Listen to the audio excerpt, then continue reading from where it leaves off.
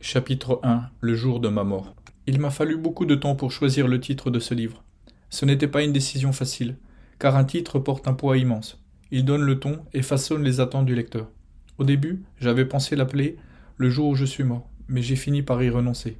Ce chapitre, bien que marquant, n'est pas la partie la plus importante de l'histoire que je veux vous raconter.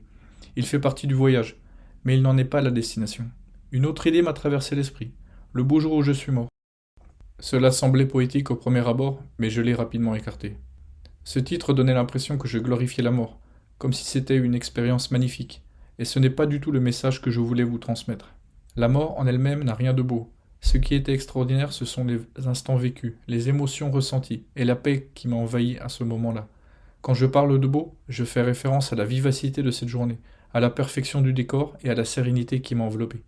Encore aujourd'hui, je m'en souviens avec une clarté saisissante. C'était le genre de journée que l'on espère lors de ses vacances, où chaque détail semble idyllique. Laisse-moi te ramener à ce jour, à l'instant où tout a changé pour moi. Le temps était splendide. Pas un seul nuage ne venait troubler le ciel, et le soleil brillait avec éclat, baignant tout de sa lumière dorée. La chaleur était intense, mais une brise légère venait l'adoucir en jouant dans mes cheveux. J'étais sur une plage si immaculée qu'elle ressemblait à un paradis, avec son sable blanc et doux, qui semblait luire sous le soleil. Le bruit des vagues s'écrasant sur le rivage créait un rythme vivant, comme si l'océan lui-même avait un battement de cœur. Cet endroit, c'était les Seychelles, un archipel niché dans l'océan Indien, au large de la côte est de l'Afrique. On les décrit souvent comme un paradis sur terre, et ce jour-là, c'était exactement ce que je ressentais. J'étais là, avec mes parents, profitant de nos vacances d'été. Nous avions passé la matinée à explorer l'île, dégustant du poisson fraîchement grillé sur un barbecue au bord de plage. Je me souviens encore du goût, du fumet, du feu de bois se mêlant à l'air salé de l'océan. Nous buvions directement dans des noix de coco, leur eau fraîche et sucrée apaisant notre soif sous le soleil brûlant. J'étais heureux, je souriais, tout semblait parfait. La plage n'était pas bondée, en fait, elle semblait nous appartenir. Je jouais dans le sable et nageais dans les eaux tièdes avec un ami que j'avais rencontré sur l'île. C'était un garçon du coin, quelqu'un qui partageait visiblement mon amour pour la mer. Ensemble, nous plongions et ressortions des vagues, riant aux éclats, nous sentant invincibles. Nous nagions là depuis plusieurs jours et étions devenus confiants, peut-être trop confiants. Rien ne semblait pouvoir nous atteindre. L'océan était notre terrain de jeu, vaste et accueillant. Puis c'est arrivé. Une vague, bien plus puissante que toutes celles que nous avions affrontées jusque-là, m'a frappé avec une force que je n'aurais jamais pu anticiper. C'était soudain, écrasant. La violence du choc m'a foudroyé, et avant que je ne puisse réagir, elle m'a entraîné sous l'eau. Je n'avais pas eu le temps de reprendre mon souffle. Pris au dépourvu, il ne me restait qu'une infime quantité d'air dans les poumons. Bien trop peu. J'ai lutté pour remonter, pour nager vers la surface, mais c'était inutile. L'océan me tenait, et malgré tous mes efforts, je n'arrivais pas à m'en libérer. Je me souviens avoir levé les yeux sous l'eau, voyant la lumière du soleil se réfracter et se tordre au-dessus de moi, toujours visible, mais semblant s'éloigner de plus en plus, comme si l'océan m'avalait tout entier.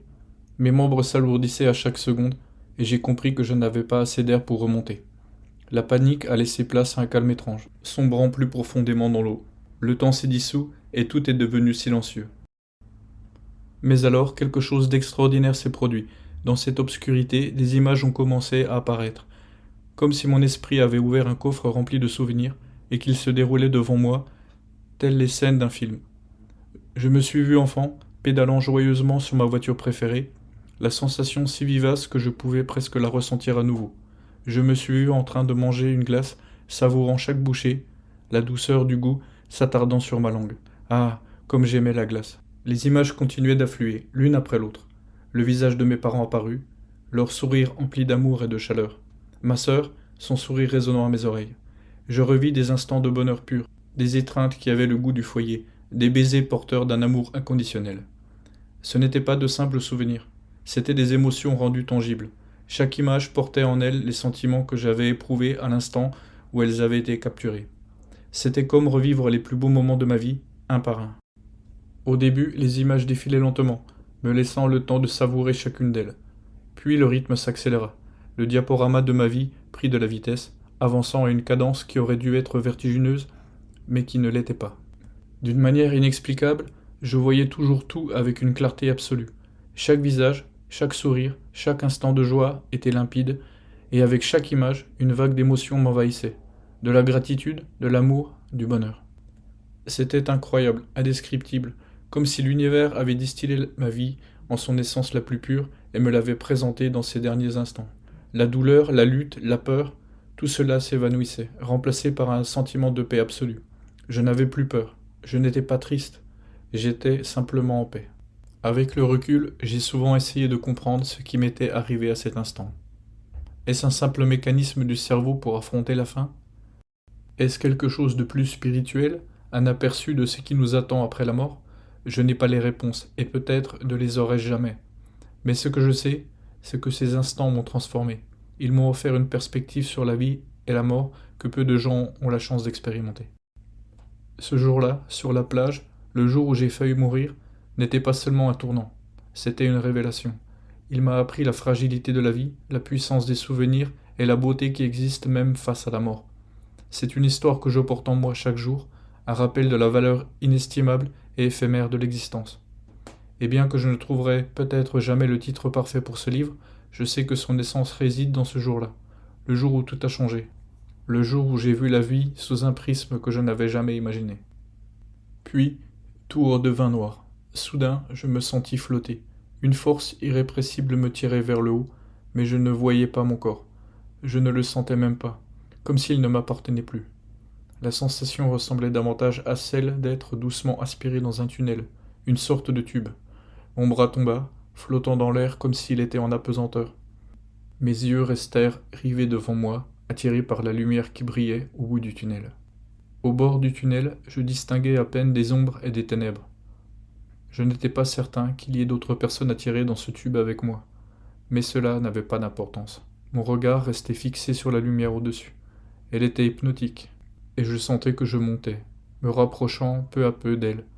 Bientôt j'y serais. Si je devais décrire ce que j'ai ressenti à cet instant, je n'étais pas triste. Je n'avais pas peur. Je n'avais pas froid. Je ne sentais rien de négatif. Je me sentais léger, calme, paisible et totalement libre de toute peur. Il n'y avait ni douleur, ni incertitude, ni question sur ce qui allait se passer ensuite.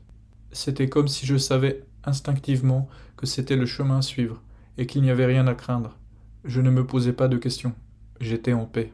Puis en un éclair, mes yeux s'ouvrirent sur le monde des vivants, juste pour une seconde. Je vis le ciel et le soleil, et je sentis quelqu'un me tirer par le cou, puis tout redevint noir. Je savais que j'étais revenu momentanément dans le monde humain. À cet instant, j'étais désorienté, je ne comprenais pas ce qui se passait, et soudain, je me retrouvais de nouveau dans ce même tunnel, dans le même état qu'auparavant. J'en vins à croire que quelqu'un avait tenté de me sauver, mais que cela n'avait pas fonctionné. Pourtant, ce n'était pas grave. Ce que je crois qu'il s'est passé ensuite, c'est qu'après quelques minutes, mes yeux se sont à nouveau ouverts. Cette fois, j'étais allongé sur le sable, quelqu'un était au-dessus de moi, en train de pratiquer un massage cardiaque. Je sentis ses mains appuyées sur ma poitrine, et avec ces pressions, l'eau qui avait rempli mes poumons commença à s'échapper de mon corps.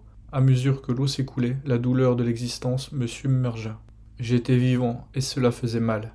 Le petit garçon d'une dizaine d'années que j'étais alors ressentit soudain toute la douleur de l'existence.